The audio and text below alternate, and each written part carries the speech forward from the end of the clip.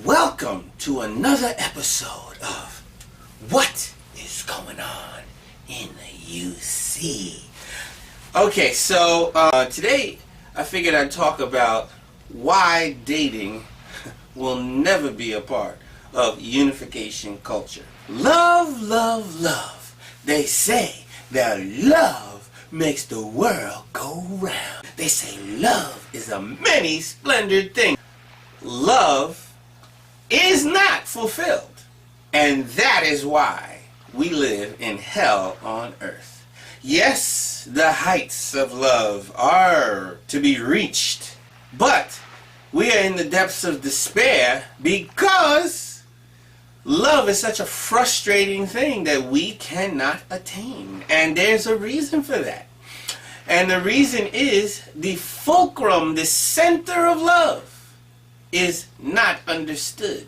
As a matter of fact, the center of love is relegated to child's play. That's why you got, men calling themselves playboys, for being able to get around and get into a lot of chicks' pants, right? Bagging chicks, as they say in the hood where I came from. Here's the formula. Alright? Love's not just a feeling. Love is something to be acted out, and so you've got to have something that displays your love. You've got to have material. You cannot, even if you say I love you, that's a bit of material. You're taking your material lips, you're moving the material molecules in the air, sounds are coming out, it's going into people's eardrums, they can feel that vibration in the material world, and they go, oh, you love me.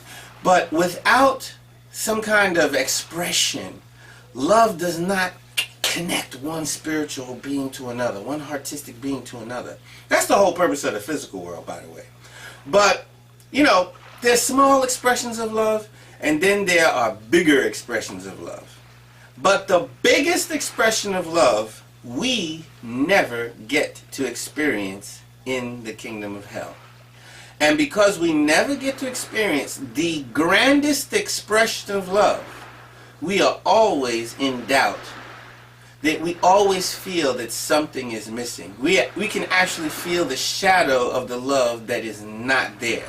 And we just don't know why. It's just a mystery.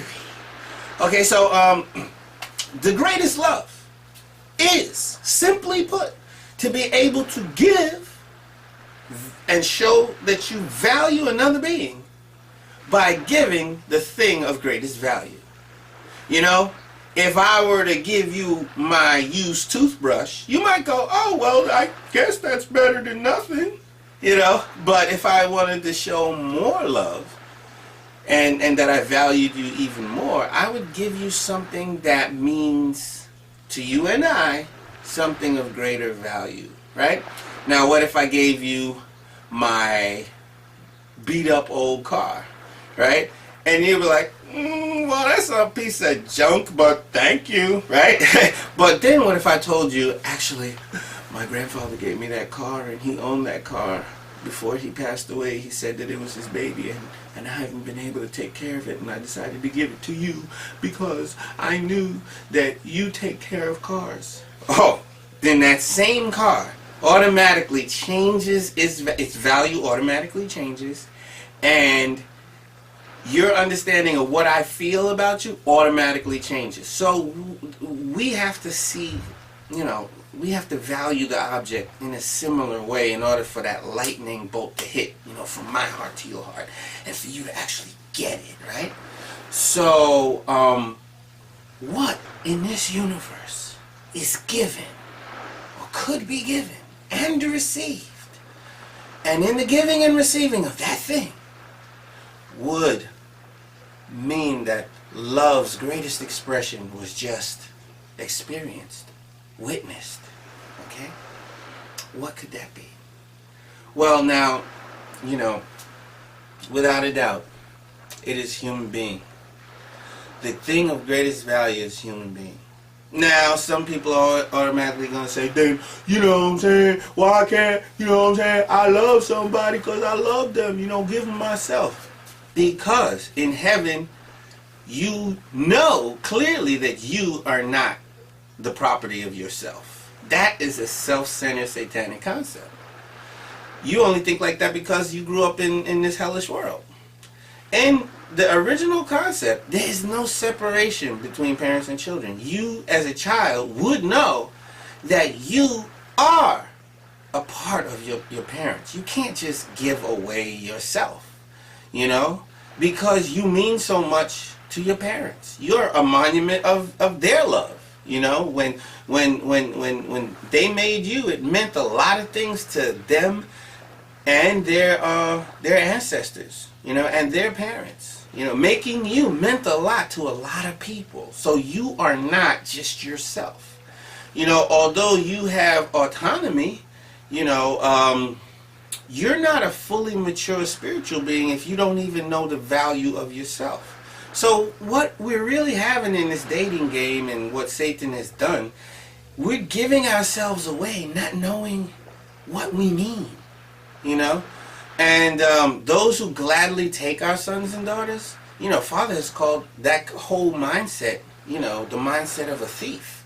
And many times Father has called us sitting in the audience thieves, you know, because we'll take the fruit. You know, we just, you know, kind of look at a chick, you know, size it up, and that's somebody's daughter.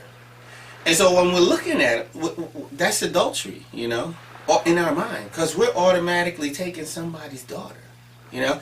And when a girl looks at a guy and he's like, wow, I like his clothes, you know, he must have some status, you know, I'd like to, you know, I wonder if he would go for a girl like me, you know. And then you start flirting with the guy, and you know, you start getting in the guy's head. You know, girls know way better than guys how to get in people's heads, right? So you start, you know, reel them in, right? And that's somebody's son, you know. We only act this way because we're so spiritually immature. We don't even view ourselves in the right way. We don't have a foundation of faith. That's what that means. We don't know, we don't clearly see even ourselves. We are the most precious thing that our parents have. You know, we don't even see ourselves that way. Let alone view other people as their parents' most precious thing. You see? But in God, that's why we say that God wanted Adam and Eve to be mature before giving them the fruit. And part of that maturity is this, what I'm talking about right now. You know, this clear way to value what my life, human life, means to our parents. Now for Adam and Eve, that would mean God. But to clearly know. Now, see, this is a continuum of one generation of ideal family as it spills over into another generation of ideal family. Something that we are not experiencing. But because of the teaching of True Father, Reverend Moon, we know clearly what it is that we're trying to create. Okay? And you cannot have this level of maturity that we're experiencing currently and that ideal. They don't, you know, as a matter of fact, if when I say the title of today's show, you know, why dating cannot be in the unification movement, right? And you get upset, you're experiencing the war between God and Satan right there. When you're upset that I say dating will never be a part of unification culture, and if you get upset, that is the war between God and Satan. All right, so God meant to give his son to his daughter, and his daughter to his son, and then he was going to give them something even more. Now, when they became parents, and 20 years later they're raising their kids up to get married, he's actually giving them the final piece of himself, in that he's going to allow them to experience giving their children away in marriage. Now, you do not give the thing of most value by getting married. No. Because once you give the thing of greatest value, maybe you're ready to go to the spirit world. I mean, you're not going to top that. You don't have to go to the spirit world, but I'm just saying, you're not going to top that. And then you can go be with God because you know exactly what it feels like to have that kind of love, you know. But you don't experience that kind of love, that greatest love, yet. Not just by getting married. You experience that greatest love by growing your children up and giving them. And actually, you sort of can vicariously, even within your own marriage. Let's say you're 19 years old. You're about to get married. You're going to get blessed or whatever. And actually, if you're deep enough, you can vicariously experience the joy that your parents... Now, if you got unconscious blessed parents, I'm sorry for you. Okay? Because a lot of blessed parents are unconscious. Okay?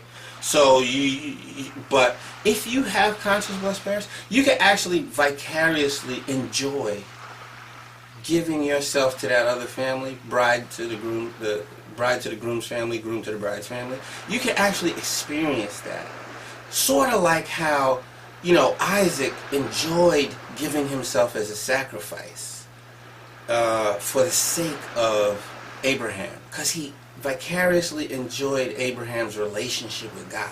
Something like that. You know, so you can participate in this greatest giving. But why is dating totally not a part of unification culture? Because dating is too daggone dull and self-centered to be a part of what God is trying to do with us, right here in our heart, what He's trying to say to us and allow us to experience, you know. And there you go. Talk to you later.